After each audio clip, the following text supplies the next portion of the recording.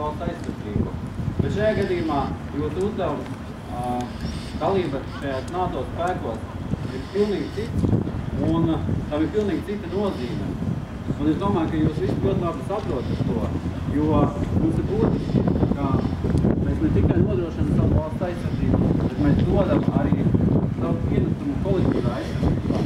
Tā ir sanāca, ka pēdējos 20 gadus liela daļa NATO valsts ir atteikusies no pretmīnu cīņas kuģiem, un faktiski, lai kā tas dīvaini neliktos, bet Baltijas valstis, un tā izskaitā Latvija, ir lielākās valstis, kam ir šie te kuģi, un tādēļ sarunāt ar NATO mums ir vienmēr liels akcents to, ka mums ir NATO ir būtiski tas, lai mēs saglabātu šīs spējas, un lai mēs būtu spējīgi dot šo te pienesumu NATO spēku.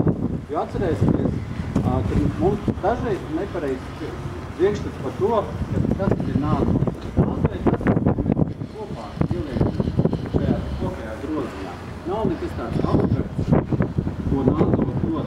Tādēļ mums arī būtiski, bez tā, ka mēs spējam nodrošināt savas valsts aizsardzību, bet arī būtiski, ka mēs ieliekam savas spējas un palīdzam NATO nodrošināt kopējā aizsardzību. Jo mēs zinām, ka arī NATO nāks un palīdzēs mums Tādēļ es noteikti gribu pateikties jums par šī kaujas uzdevumu veiksmīgu izpildi.